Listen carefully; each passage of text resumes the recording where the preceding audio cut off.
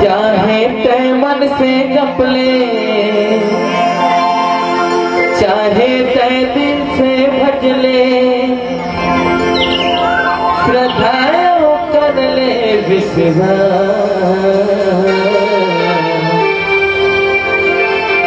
झन कर में मन तय उदास। चाहे तय मन से जप ले, चाहे तय दिल से भज ले, चाहे तय मन से जप ले, चाहे तय दिल से भज ले, श्रद्धा कर ले विश्वास, झन कर में मन तय उदास,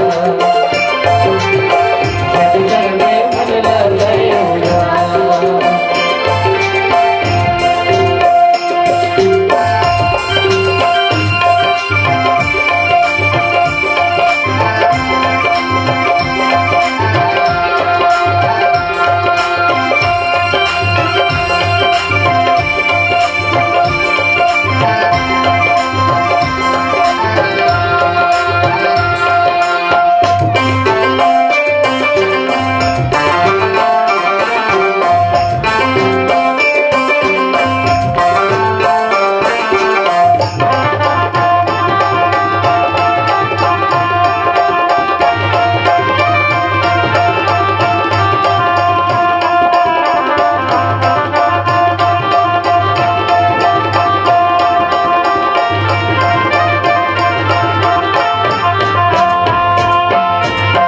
राम नाम हीरा मोती कथिया के घर लेगा, राम नाम हीरा मोती कथिया के घर लेगा, जिंदगी पर सवार जाने ये ना संवर लेगा, जिंदगी पर सवार जाने ये ना संवर लेगा।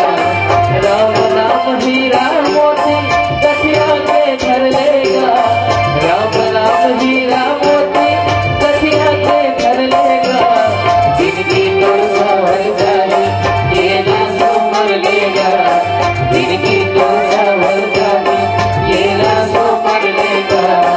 दया धर्म ना कर ले, सच्चा धर्म ना कर ले, दया धर्म ना कर ले, सच्चा धर्म ना कर ले, पावे की तरह सुखदान, हुक्मे तो कर ले मरना, हुक्मे तो कर ले मरना।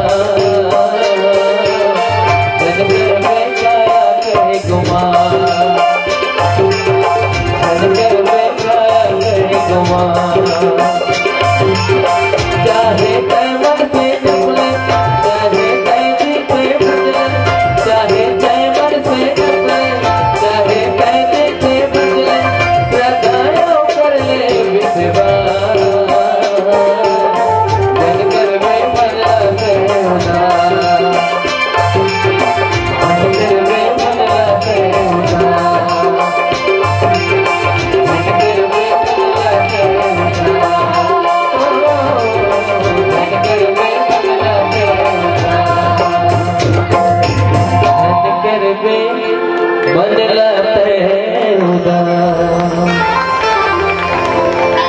बोल राजा रामचंद्र की जय।